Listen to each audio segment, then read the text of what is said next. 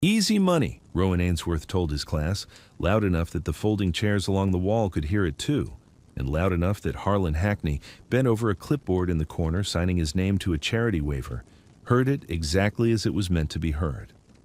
The old farmer signed up for a charity exhibition worth $80 in raffle credit and never once raised a fist. That fact alone should have told the room something, if the room had been listening for it instead of laughing. Rowan had 2 regional titles to his name and a record of 31 wins against 4 losses, all of it filmed, all of it posted, all of it the kind of number a man recites without being asked. Harlan had a farmer's tan, a barn coat with soft seams, and a signature that took him longer than most because his hand shook faintly in the cold before the day warmed it out. $80 in raffle credit was the whole of the wager. It bought a man a folding chair at the county fair drawing and a coupon for feed store discount. And it was, by any measure the room cared to use, the least interesting stake in the history of the gym. Nobody there knew yet that the interesting part of the morning had nothing to do with money. If you've ever watched somebody quietly outlast every assumption made about them, the moment seemed to say without a voice of its own, you already know what's coming. But nobody in that room knew it yet, and that was the whole of the joke as far as Rowan was concerned. He'd built the pairing himself 3 days back, scrolling through the list of charity signups with his phone propped against a water bottle, looking for something with a shape to it. A 74-year-old man with a farm address and no martial arts affiliation of any kind was, to Rowan's eye, a gift. He'd told his 2 senior students as much, in the same breath he used to tell them where to set the mats.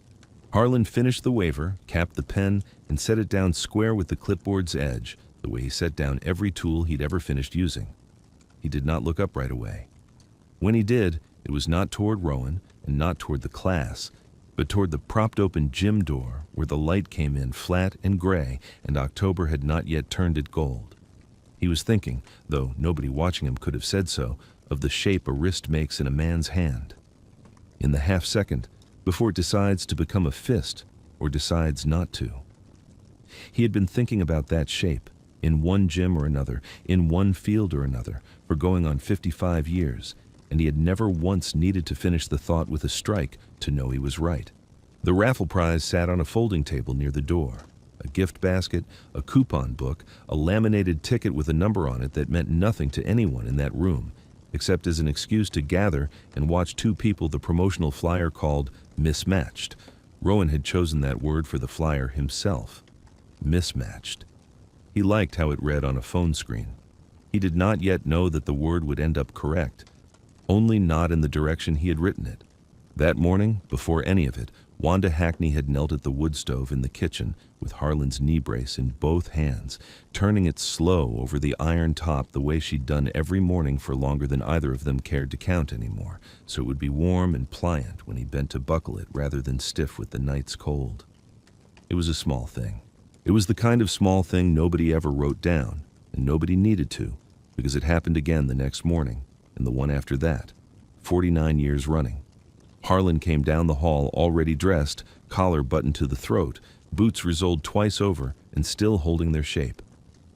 He crossed to the windowsill, where the practice knife lived in its felt-lined case, lifted the lid, and looked at it the way a man looks at something he has decided, once again, not to bring.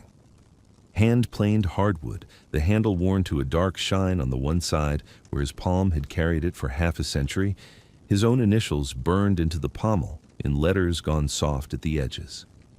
He set the case back down, closed but not latched, and left the knife exactly where it was, on the sill, in the light. Wanda handed him the brace still warm from the stove. He buckled it standing at the door, working the strap with 2 fingers because the shoulder above it would not lift past a certain angle anymore, hadn't in years, and so everything he did with that arm, he did by turning his whole body instead of reaching for it. Getting into the truck was its own small ceremony. He set his good hand on the frame, turned his hips first, then his shoulders, then folded down into the seat in one unhurried motion that looked, to anyone who'd never seen him do it before, like caution, and looked to Wanda like exactly what it was, a man who had made peace with what his body would and would not do, and built a whole economy of motion around the difference. 26 miles up the state road, in a gym with mirrored walls and a banner reading Ainsworth Combat Academy across the far end, Rowan Ainsworth was teaching his advanced class the last 20 minutes of a Tuesday session, and teaching it well. 6 students in the circle around him, 3 of them adult competitors with regional records of their own, and Rowan moved through a sequence of hip escapes and underhook recoveries with the kind of clean, economical footwork that had won him those 2 titles honestly. He corrected a student's elbow position with 2 fingers and a single word, had her run the sequence again, watched it land right, and nodded once. Whatever else the day would prove about him, it would not prove that he didn't know his craft. He knew it.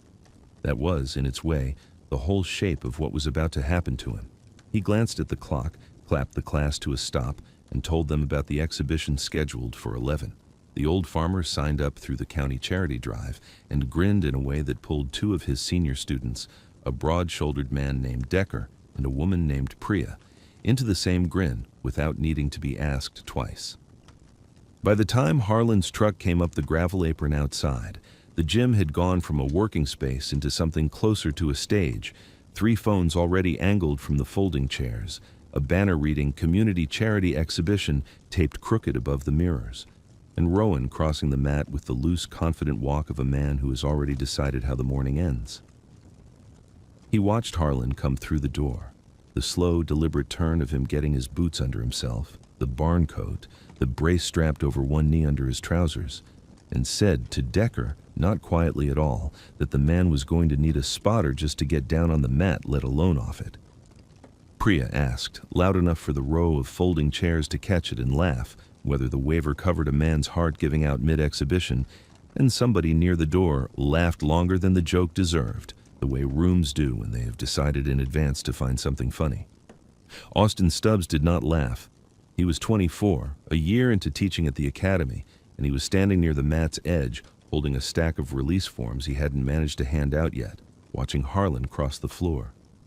He noticed, in a way he couldn't yet have explained to anyone, how the old man's feet found the mat, not tentative, not careful in the way of someone unsure of the surface, but settling, weight distributed heel to ball in a way that tested the give of the floor the way a man tests ice once, and then trusts it completely.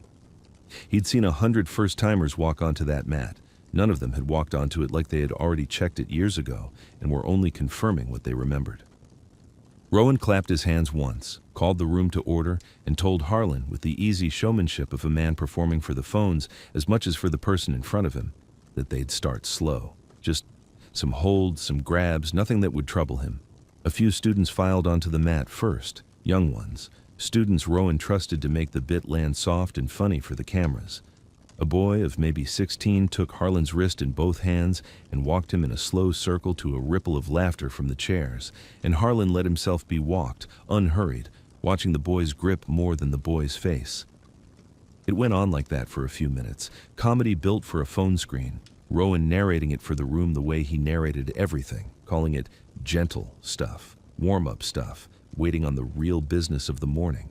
Then, a second student, older, more confident in her grip, took Harlan's wrist the way she'd been taught, thumb and 3 fingers wrapped tight, and Harlan said one word to her, quiet, not for the room at all, just for her. Pivot. She adjusted her stance a half inch on his direction, and the hold, which a second before had looked identical to the last one, suddenly looked like it was actually holding something. The laughter in the folding chairs thinned by a degree nobody could have named exactly. The way a held note starts to lose its color before anyone says a word about it. Rowan felt it happen without understanding it. A shift in the room's attention from watching a joke unfold to watching something else unfold, something he hadn't scripted and couldn't yet name. He looked at Harlan's face and found it exactly where it had been the whole time. Unbothered, unhurried, reading the room the way a man reads a fence line before he decides where to run the wire. He clapped his hands again, a beat too fast, and said they'd step it up, asked Harlan in front of the phones, whether he'd let Rowan himself grab a wrist and show the crowd what real defense looked like. Harlan looked at him for a moment before he answered, the kind of pause that had nothing performative in it at all. "Grab it hard," he said. "Don't hold back on my account." Rowan grinned at the chairs, the grin built for an audience, and reached out and took Harlan's wrist in a full, committed grip, exactly as hard as he'd been asked to. What happened over the next 4 seconds happened in a sequence so precise that later, when the video circulated, people would slow it, frame by frame, trying to catch the moment force got applied, and never find one. Harlan turned his hand a quarter turn against the thumb, the way a man turns a stuck bolt against the grain instead of with it, and Rowan's grip opened on its own, not forced open, simply no longer able to hold. That was the first release, and Harlan named it as it happened, plain as a tool list. That's your gate hinge. Turn against the pin, not the door. Before Rowan could reset, Harlan's other hand came up under the elbow, light as setting a level on a sill, and Rowan's whole arm folded toward his own chest, off its own leverage. That's your fence post, Harlan said. Once it leans, it's already down. You just haven't felt it land yet. Rowan tried, out of instinct more than sense, to muscle back into a dominant grip, and Harlan stepped his weight a half-pace to the side, turning his hips the way he turned to get into a truck, and Rowan's own momentum carried him past Harlan's shoulder, spinning him a quarter turn off balance.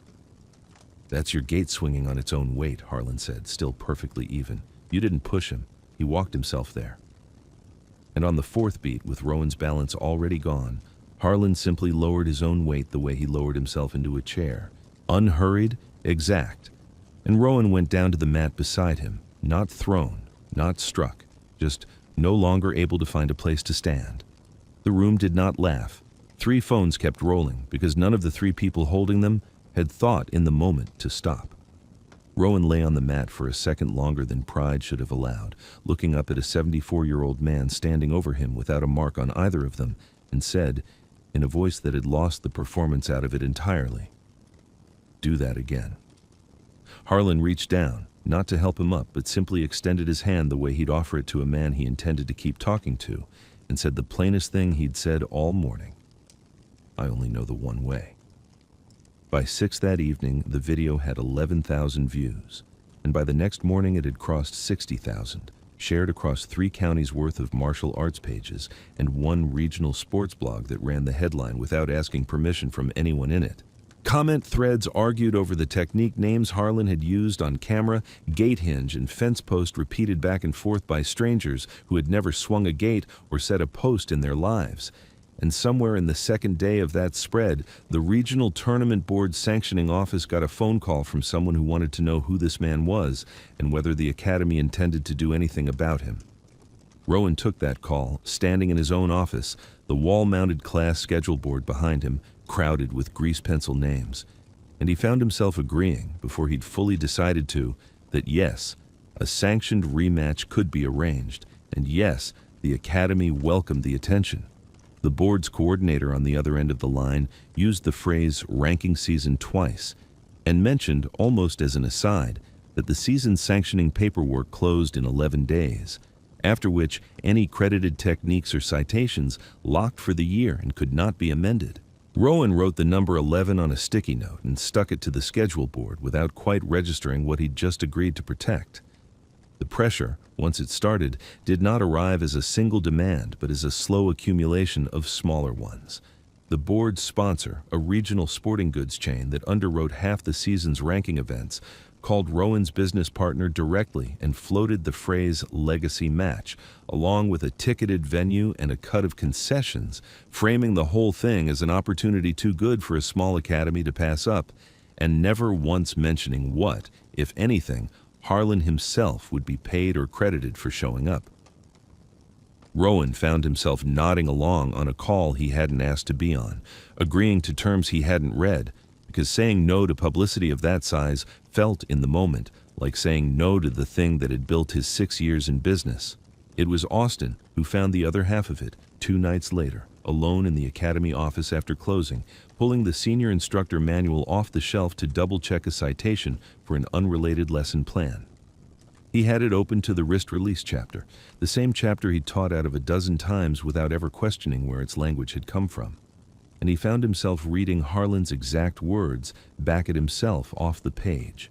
Gate hinge, fence post, the same plain tool-built phrasing, credited in the manual's footnotes to nothing more specific than field-derived technique, source unlisted. He read it 3 times to be sure his memory of Saturday's video wasn't playing tricks on him, then sat with the manual open on his knees for a long while. the gym gone quiet and dark around him, before he picked up his phone and called Rowan, not sure yet what he meant to say when the call connected. Rowan came in early the next morning to look at the page himself and stood at his own office window with it open in both hands, reading footnotes he had never once thought to question in 6 years of using them, while outside in the lot a delivery truck idled and the sponsor's second call of the week sat unanswered on his phone. Noah Fairbanks arrived at the academy on the 9th day, 7 days before the sanctioning deadline closed, carrying a folder of paperwork the tournament board had asked her to review as the assigned judge for the proposed rematch. She was 58, built like a woman who had spent 11 years running an installations combatives program and had never fully put the posture down. And she read through the sanctioning citation page, standing in the academy's front office with the same unhurried attention she gave everything, right up until she reached the line referencing the source manual's original 1976 designation, a string of letters and numbers that meant nothing to anyone else in that room. She went very quiet reading it, in a way that had nothing performative in it at all, and asked, without looking up, who exactly had written the exhibition's technique names down for the paperwork. Rowan told her it had come off the video, transcribed directly from what the old farmer had said on the mat. Noah read the designation a second time, then a third, and set the folder down on the counter as though it had grown heavier in her hands. "I know this designation," she said. "I trained under it. Not the man, the manual, before I ever heard his name." She asked, then, plainly, whether the farmer's full name was Hackney, and when Rowan confirmed it, something in the set of her shoulders let go that had been held for longer than anyone in the room could have guessed. 33 years before that morning, Noah Fairbanks had been a 25-year-old sergeant working through an advanced combatives course, and a training fall on a poorly matted floor had torn something in her knee that should have ended her career on the spot, should have gone into a report that would have separated her from service inside a year. The instructor running that course had been a contracted civilian consultant nobody remembered the name of now except her, a man who had quietly restructured her rehabilitation timeline, coached her through the movement patterns that let her pass her next fitness evaluation without anyone above him ever seeing the extent of the injury on paper, and told her only once, in a gym much like this one, that some things didn't need to go in a file to be true. She had built 11 years of a program and trained soldiers whose names she still kept on a career that existed because one man had chosen, decades ago, not to write down what he'd seen. "Tch, I never got his name," she told Rowan, standing in the same office where the sanctioning folder now sat open between them. "I only got the designation off the manual he handed me to study from. I've been teaching out of his words for 33 years, and I never once knew whose hand wrote them." She looked toward the gym floor, where Harlan was standing near the mat's edge in his barn coat, waiting, unhurried, the way he waited for most things, and something crossed her face that was not quite recognition and not quite grief, but close kin to both. "The record's wrong," she said to Rowan, to the folder, to no one in the room who could fix it faster than the 11 days would allow. "And I'm not going to let him carry it quietly again. Not this time. Not when I'm the one standing here who owes him the correcting." Harlan sat across from Rowan and Noah that afternoon in the academy's small back office, the wall-mounted schedule board behind them, still carrying Rowan's sticky note with the number 11 on it, and told the story the way he told most things, in small, true statements, without reaching for more weight than the facts already carried. He had enlisted at 19 in 1969 and served 8 years as an Army combatives and close quarters instructor before his discharge in 1977 at 27.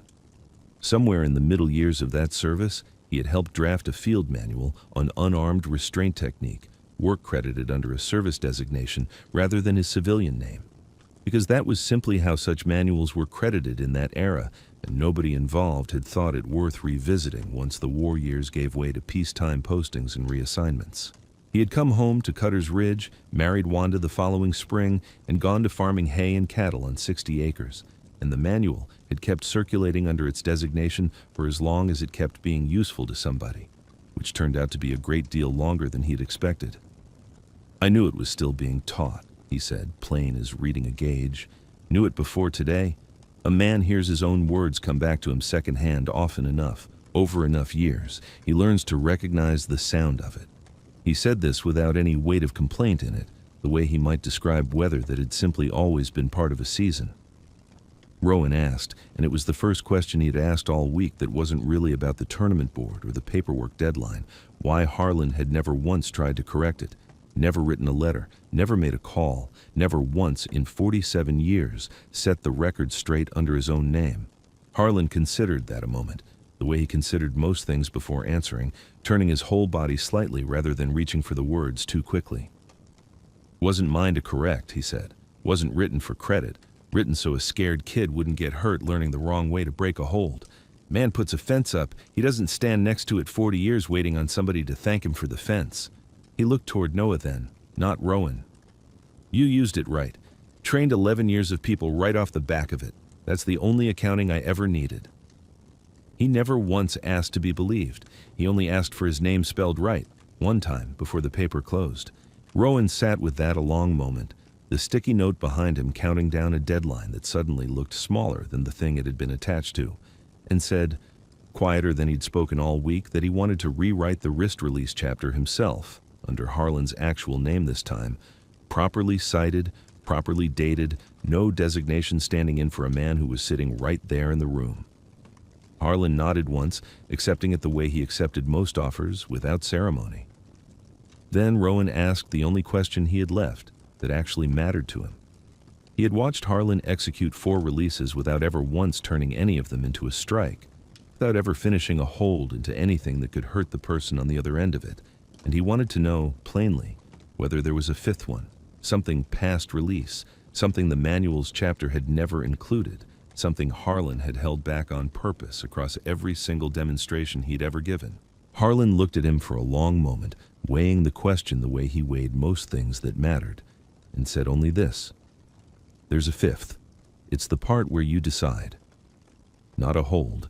It's the part where you decide not to need one." He didn't say more than that, not that afternoon, and Rowan, for the first time since the exhibition began, didn't ask him to. The tournament board amended its season sanctioning record on the 10th day, one day before the paperwork closed for good, striking the old field manual designation from the citation line and entering, in its place, the name Harlan Hackney, credited as originating instructor, dated to service rendered between 1969 and 1977. Noah Fairbanks signed the correction herself, in the same plain hand she'd used to sign 11 years of evaluations for soldiers who would never know whose fence had kept them standing. The proposed legacy match never happened.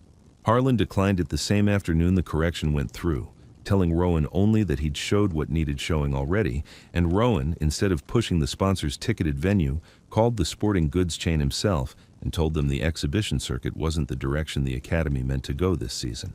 It cost him some of what the publicity might have brought in. He didn't seem, watching him say it, to mind the cost as much as he might have a month earlier. What Rowan changed instead, the one habit Austin noticed inside a week, was smaller than a headline and larger than it looked. He stopped calling his curriculum the system, stopped tapping the schedule board with 2 fingers when he made a point, and started, on the first page of every new student's handbook, writing out where each technique actually came from, in full, with a name attached, even when the name belonged to somebody who would never walk back through his door to see it written. 3 weeks later, on a Tuesday evening with the light going long and low across the hayground, Harlan came in from the barn the way he came in most evenings, weight settled heel to ball, turning his whole body at the door rather than reaching for the handle with the shoulder that wouldn't rise. He crossed to the windowsill, lifted the felt-lined case, and set the hand-planed practice knife back inside it, the dark-worn handle catching the last flat gold of the day before the lid came down over it, his own initials, burned in 50 years ago, holding the light a moment longer than the rest of the room did. From the kitchen, Wanda called his name once, easy, unhurried, the same call she'd been making across that same threshold for 49 years, and Harlan latched the case and went in. Some corrections don't come with an apology. They just come with the record spelled right.